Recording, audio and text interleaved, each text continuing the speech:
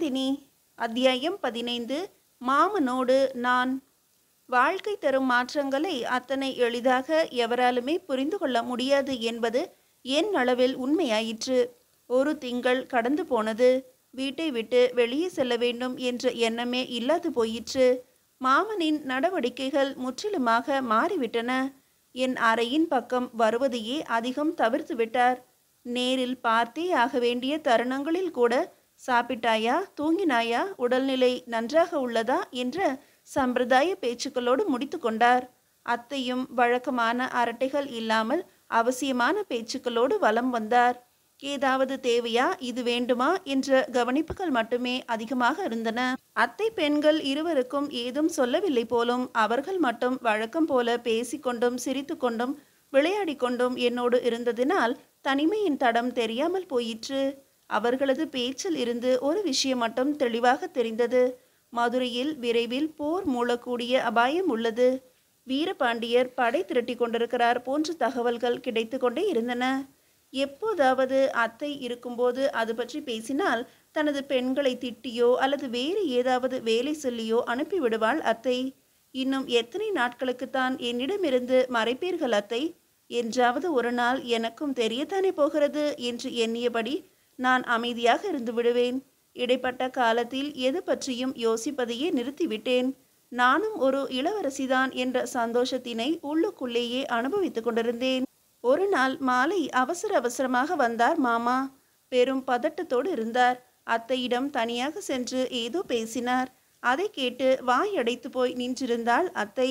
அப்போதுதான் தோட்டத்து பக்கம் சென்றுவிட்டு பின் வாசல் வழியாக உள்ளே வந்து கொண்டிருந்தேன் நான். என் வரவினை அறியாத அவர்களின் பேச்சு சட்டென்று என்னை நகராமல் நிறுத்தியது. உண்மையாகவா சொல்கிறீர்கள்?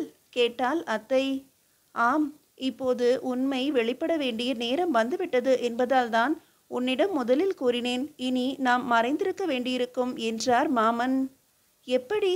இது எப்படி நடந்தது? ஒரு இம்மி அளவு கூட எவருக்கும் தெரியாத அளவிற்கு அல்லவா நாம் நடந்து கொண்டிருக்கிறோம்? இதுவரை தெரியவில்லை என்றாலும் இனிமேல் தெரிந்துவிடும். நம்மை போன்ற 3 குடும்பத்தினரை சிறை செய்து விட்டான் பார்த்திவேந்திரன். தலைமறைவாக இருந்து மக்களோடு மக்களாக கலந்து சோழ தேசத்துக்கு எதிராக சதி செய்தார்கள் என்று கைது செய்திருக்கிறான். விஷயம் விபரீதமாகிவிட்டது.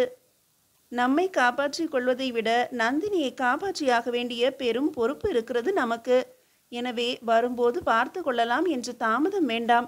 இன்று இரவே நாம் நகர்ந்து விட வேண்டும் என்றார் மாமன். என்ன பேசுகிறார்கள், எதை பற்றி பேசுகிறார்கள் என்று எதுவும் புரியாமல் நின்றேன் நான். இதில் என்னை காப்பது என்று வேறு சொல்கிறாரே, என்ன நடக்கிறது இங்கு? இதற்கு மேல் பொறுமை காப்பதில் அர்த்தமில்லை நந்தினி. மாமனும் அத்தையும் மட்டும்தானே இப்போது இருக்கிறார்கள். என்னவென்று நேரடியாகவே கேட்டுவிடு என உள் மனதின் குரல் கட்டளையாக ஒலிக்க திடீரென சமையலறைக்குள் நுழைந்தேன் நான். என்னை சற்றும் எதிர்பாராத அவர்கள் அதிர்ந்து போய் நின்றனர். மாமா, என்ன நடக்கிறது இங்கு? எதை மறைக்கிறீர்கள் என்னிடம்? உங்கள் இருவரின் பேச்சினை கேட்டுவிட்டுத்தான் வந்தேன். இன்று மட்டுமல்ல, அன்றும் கேட்டேன். என்ன நடக்கிறது என்னை சுற்றி? இளவரசி என்கிறீர்கள். எனில் ஏன் இந்த அவல நிலை எனக்கு? எவருக்கோ பயப்படுகிறீர்களே, அவர் கூறுவதன்படியே நடந்து கொள்கிறீர்கள். என்னை பற்றி எல்லாம் தெரிந்த யார் அவர்? இதை நந்தினியாக கேட்கவில்லை, ஒரு இளவரசியாக கேட்கிறேன். பதிலளிக்க வேண்டியது உங்கள் கடமை என உரத்த குரலில் நான் கேட்க இருவரும் மிரண்டு போயினர். சொல்கிறேன் தாயே, சொல்ல வேண்டிய நேரம் வந்துவிட்டது என்பதால் சொல்கிறேன். ஒரு இளவரசியின் உத்தரவு என்பதற்காக அல்ல, எம் மன்னரின் ஆணை என்பதற்காக. என்னோடு வா என்ற மாமன் என் கையை பிடித்து அழைத்து சென்று என் அறையின் கட்டிலில் அமர வைத்தார். எம் மன்னர் என்ற வார்த்தை பிரயோகம் என்னை மேலும் குழம்ப வைத்தது. நீ யார் என்பதை தெரிந்து கொள்வதற்கு முன்பாக நான் யார் என்பதை தெரிந்து கொள்ள வேண்டும் நீ. அதற்கு இந்த மதுரை மண்ணின் வரலாறு தெரிய வேண்டும் உனக்கு என்று ஆரம்பித்தார். இப்போதிருக்கும் சோழ மன்னர் சுந்தர சோழரின் பாட்டனான பராந்தகரின் காலம் அது. சோழம் பெரும் எழுச்சி பெற்று எல்லை விரிவாக்கம் என்ற பெயரில் அண்டை நாடுகளின் மீது போர் தொடுத்து கொண்டிருந்தது. தனிச்சிறப்போடும் செழிப்போடும் விளங்கிய பாண்டிய நாட்டின் மீதும் படையெடுத்து வந்தது சோழம். அப்போதைய பாண்டிய மன்னர் ராஜசிம்ம பாண்டியர் வெகு திறமையாக களம் கண்டார். வீரத்தோடு போராடினார். பெரும் படையோடு வந்த சோழனை விதிவசத்தால் சமாளிக்க முடியாமல் போனது பாண்டியரால். தோல்வி முகம் காண வேண்டியது ஆயிற்று. வென்றுவிட்ட சோழன் பாண்டியத்தினையும் ஒரு குடையின் கீழ் ஆளலாம் என்ற எதிர்பார்ப்போடு இங்கு வந்து முடிசூடிக்கொள்ள நினைத்தான். ஆனால் பெரும் ஏமாற்றமே மிஞ்சியது அவனுக்கு என மாமன் கூறி தொடரும் முன்பு, ஏன், என்னவாயிற்று? போரில்தான் வென்று விட்டாரே சோழர் என இடைமறித்து கேட்டேன். போரில் வென்றுவிட்டால் மட்டும் பாண்டியத்தின் தலைமையை ஏற்றுவிட முடியாது நந்தினி. பாண்டிய குடிமக்கள் அவனை தலைவனாக ஏற்றுக்கொள்ள வேண்டும். அதற்கு காலம் காலமாக இருந்து வரும் வழக்கம் ஒன்றினையும் ஏற்றாக வேண்டும். அப்போதுதான் பாண்டியத்தின் மன்னனாக முடியும் என்றார். அப்படி என்ன சோழரால் ஏற்க முடியாத ஒரு வழக்கம்? ஆர்வத்தோடு கேட்டேன். பாண்டிய அரசுரிமை சின்னங்கள் என்று ஒரு அற்புதமான விஷயம் ஒன்றை காலம் காலமாக கை கொண்டிருந்தார்கள் பாண்டியர்கள். உலகாளும் ஈசனையே தங்களின் முதல் மன்னனாக கொண்டு தொடரும் பாண்டிய அரசு அவர் அணிந்து ஆட்சி செய்ததாக கூறிய சுந்தர மணிமுடி ஒன்றை வைத்திருந்தது. அதே போல இந்திரனால் முன்னோன் உக்கிரம பாண்டியனுக்கு வழங்கப்பட்ட பெரிய ஆரம் ஒன்றையும் வைத்திருந்தார்கள் பாண்டியர்கள். இந்த இரண்டும் தான் பாண்டியத்தின் அரசுரிமை சின்னங்கள். இவற்றை அணிந்து கொண்டு கையில் செங்கோல் ஏந்தி எவன் ஒருவன் மதுரையின் சிம்மாசனத்தில் அமர்கிறானோ அவனே பாண்டிய மன்னன், அவனே பாண்டிய மக்களின் ஒரே தலைவன் என்றார். இதற்கும் பராந்தகர் பாண்டிய மன்னனாக முடிசூட முடியாமல் போனதற்கும் என்ன சம்பந்தம் என்றேன் நான். என்ன சம்பந்தமா? தனது படை வலிமையால் பாண்டிய நாட்டை வேண்டுமானால் பராந்தக சோழர் வென்றிருக்கலாம். ஆனால் பாண்டிய அரசுரிமை சின்னங்களை அவரால் கைப்பற்றவே முடியவில்லை. எக்காரணம் கொண்டும் எக்காலத்திலும் அதனை சோழர்கள் கைப்பற்றிவிடவே கூடாது என்ற ஒரே ஒரு காரணத்திற்காக களம் விட்டு தப்பியோடினார் ராஜசிம்ம பாண்டியர். அந்த அரசுரிமை சின்னங்களோடு ஈழத்திற்கும் தப்பிவிட்டார். அது தெரிந்து ஈழத்து அரசனிடம் கோரிக்கை வைத்தார் சோழர். மிரட்டியும் பார்த்தார், எச்சரித்தும் பார்த்தார், படை கொண்டும் போனார். ஆனால் இன்று வரை அது கிடைக்கவே இல்லை. அது கிடைக்காத வரை பாண்டிய நாட்டினை வென்ற பெருமை சோழருக்கு கிடைக்கவே கிடைக்காது என்றார் மாமன். என்றால் அது இப்போது எங்கேதான் உள்ளது? பாண்டியர் வம்சத்திரிடம்தான் உள்ளதா கேட்டேன் நான் வேகமாக. அதுதான் காலத்தின் கொடுமை.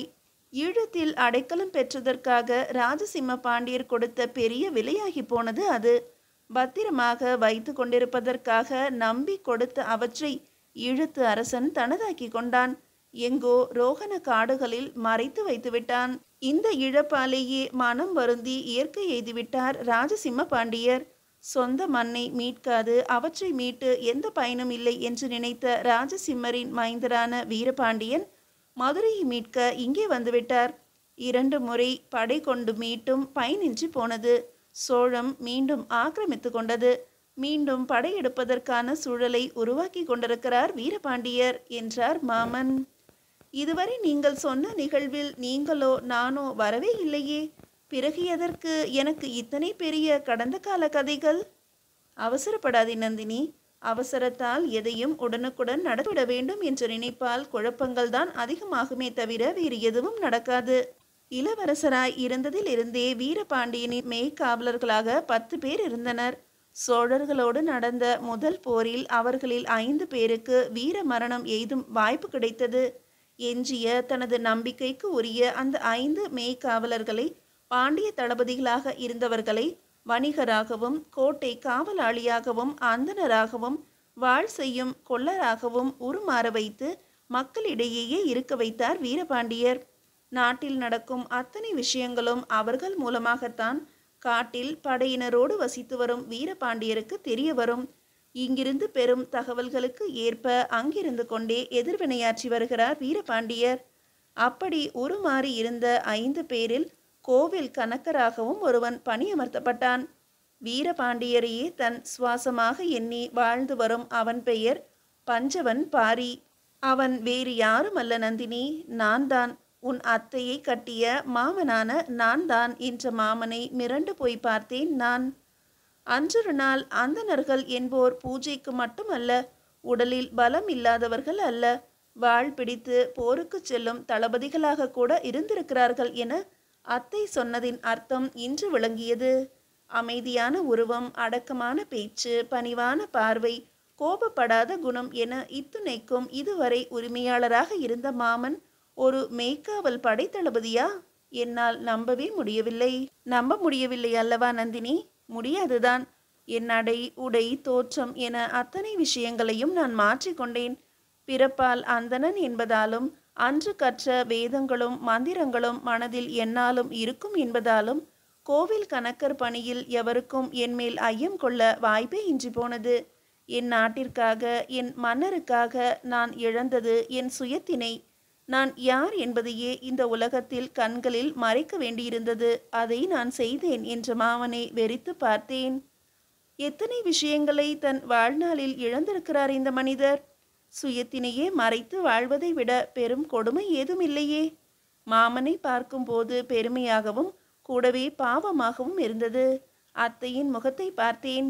எந்தவித சலனமும் இல்லாமல் இருப்பதைக் கண்டு எல்லாமே அவள் முன்கூட்டியே அறிந்திருக்கிறாள் என்பதையும் புரிந்து கொண்டேன். இந்த விஷயம் எல்லாம் குறிப்பாக நீங்கள் யார் என்பது தங்கைகளுக்கு தெரியுமா மாமா? கேட்டேன் நான். தெரிய வேண்டிய அவசியம் எதுவும் இல்லை இதுவரை என்பதால் கூறவும் இல்லை. அத்தை மெதுவாக கூறினாள். ஏதோ யோசித்த என்னை மாமனின் குரல் தடுத்தது. இன்னும் முடியவில்லை நந்தினி. நான் யார் என்பதை நீ இப்போது தெரிந்து கொண்டது போல எதிர்பாராத விதமாக நீ யார் என்பதையும் நான் ஒரு திங்களுக்கு முன்புதான் தெரிந்து கொண்டேன். இப்போது உனக்கு ஏற்பட்டிருக்கும் அதிர்ச்சியை விட பன்மடங்கு அதிர்ச்சி எனக்கு அன்று ஏற்பட்டது. நான் ஒரு இளவரசி என்பதை எவர் கூறினார்கள் உங்களுக்கு? எப்படி அறிந்து கொண்டீர்கள்? சொல்கிறேன். கல்லழகர் கோவில் விழாவிற்கு உங்கள் அனைவரையும் அழைத்து சென்றேன், நினைவிருக்கிறதா? அன்று கூட அங்கு பார்த்திவேந்திரன் வந்திருந்தானே. ஆம், மறக்கக்கூடிய நாளா அது? என் மனதில் நினைத்து கொண்ட நான், ஆம் நினைவிருக்கிறது, அன்றுதான் எனக்கு உடல்நிலையும் சரியில்லாமல் போனது என்றேன். அன்றுதான் தெரிந்து கொண்டேன் நீ அரச குடும்பத்தினை சேர்ந்தவள் என்பதை என்ற மாமனை இடைமறித்து கேட்டேன் நான். மறுபடியும் விட்ட இடத்திற்கே செல்கிறீர்கள் மாமா. நான் இளவரசி என்பதை யார் கூறியது உங்களுக்கு? எதை வைத்து உறுதி செய்தீர்கள் என்றேன். பெற்றவருக்கு தெரியாதா தன் பிள்ளையை? எத்தனை ஆண்டுகள் ஆனாலும் அவன் அடையாளம் கண்டுகொள்ளாமல் போவாரா என்ற மாமனை படபடப்பு அதிகமாக நோக்கினேன். பெற்றவரா? என்னை பெற்றவர் எனில் என் தந்தையா? அவர் அங்கு வந்திருந்தாரா? ஆம் என அடுத்து ஏதோ ஆரம்பிக்கவிருந்த மாமாவை, அப்பா இந்த நேரத்தில் நீங்கள் எப்படி வீட்டில் இருக்கிறீர்கள் என்று கேட்டபடி வந்தார்கள் மாமாவின் பெண்கள். ஒரு வேலையாக வந்தேனம்மா என்று அவர்களை நோக்கி கூறிய மாமா, அத்தையை ஒரு பார்வை பார்க்க அதன் பொருளை புரிந்து கொண்டாள் அத்தை. தனது பெண்களை அழைத்து கொண்டு சமையலறைக்குள் நுழைந்தாள். என்னிடம் கூறிய விஷயங்களை எல்லாம் தன் பெண்களிடமும் கூறப்போகிறாள் அத்தை என்பது மட்டும் எனக்கு புரிந்தது. அவர்கள் சென்ற பின்பு என்னை பார்த்தார் மாமன். அவர் வந்திருந்தாரம்மா. கூட்டத்தோடு கூட்டமாக இருந்தார். கோவில் பணியால் வேடத்தில் இருந்தார் என்பதால் எவராலும் அடையாளம் காண முடியவில்லை. ஆனால் அவர் கண்டு கொண்டார் உன்னை.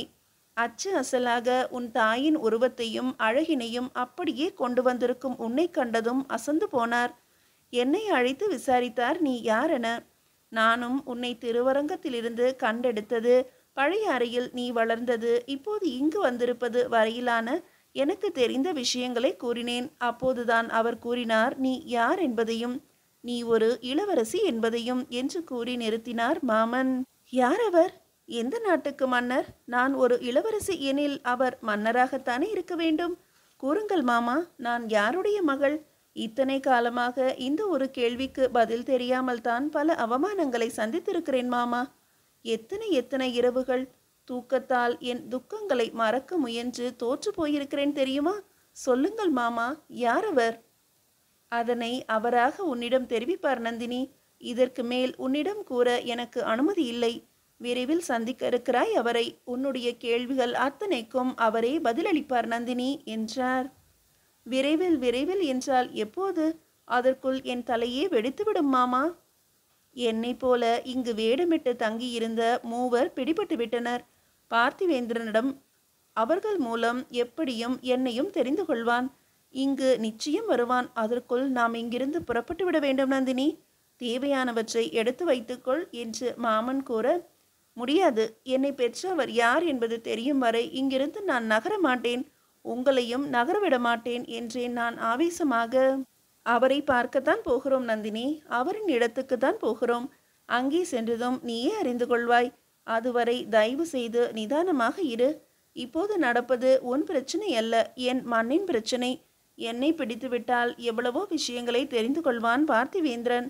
அதை நான் அனுமதிக்கவே முடியாது. என் நாட்டிற்கான தடையாக எவர் வரினும் வெட்டி வீசி எறிந்துவிட்டு செல்வேன் நான்.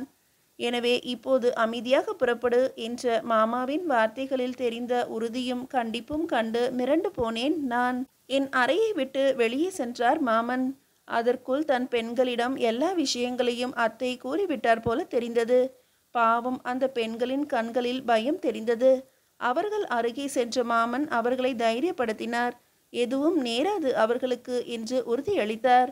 போய் அவசியமானவற்றை மட்டும் எடுத்துக்கொண்டு புறப்பட தயாராகுங்கள் என்று கூற அந்த பெண்களும் உடனே சென்றனர்.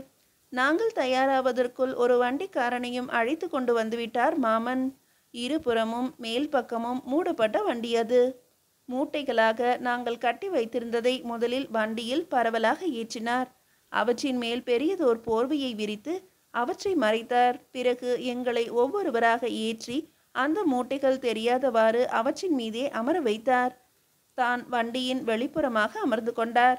பார்ப்பவர்களுக்கு குடும்பத்தோடு எங்கோ செல்வது போல தோன்றும்படி செய்தார். அழகர் கோவில் வரை செல்கிறோம், ஒரு வேண்டுதல், நாளை வந்து விடுவோம், அதுவரை வீட்டை பார்த்து கொள்ளுங்கள் என வேண்டுமென்றே அக்கம் பக்கத்தில் உள்ளவர்களிடம் எத்தேசியாக கூறுவது போல கூறிவிட்டு பயணிக்க ஆரம்பித்தார்.